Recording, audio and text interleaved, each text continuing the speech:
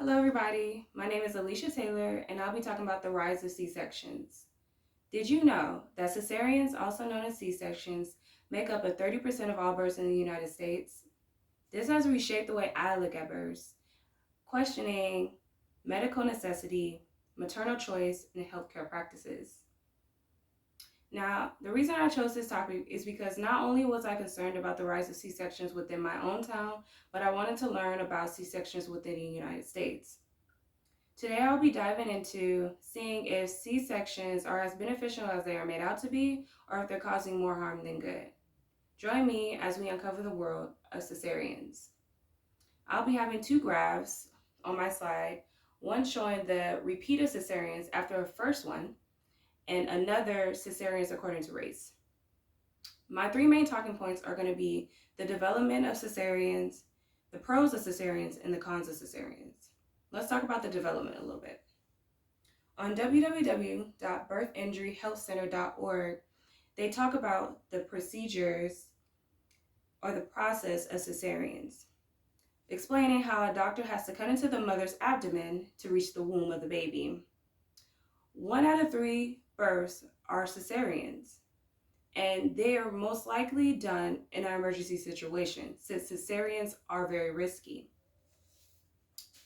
Ancient Romans were the pioneers of this procedure. They had a rule called the lex caesarea, where a doctor was mandated to retrieve a baby from a mother if one or the other were dying.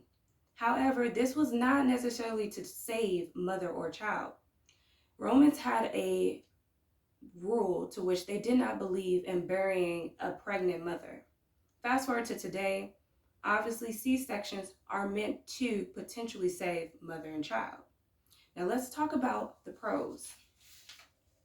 On www.healthline.org, there was an article titled Reasons for C-sections. They were explaining scheduled C-sections, also known as elective deliveries. Some doctors may do this alternative.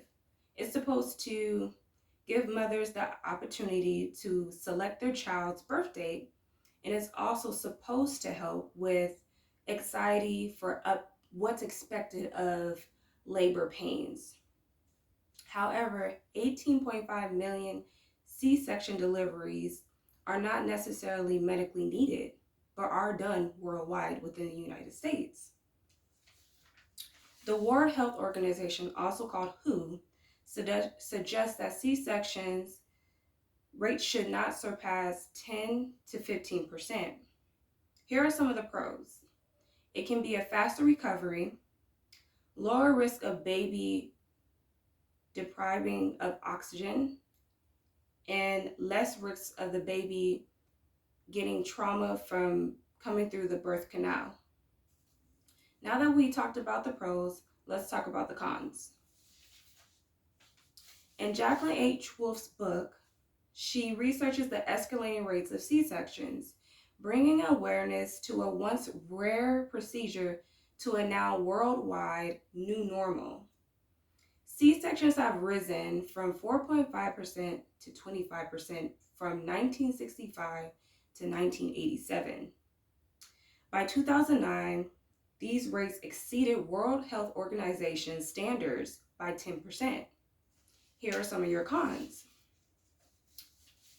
Longer recovery process, higher risk of complications, potential impact towards breastfeeding because of the downtime or because you may be in and out from having to be induced, and may have cesareans in the future because you already had one.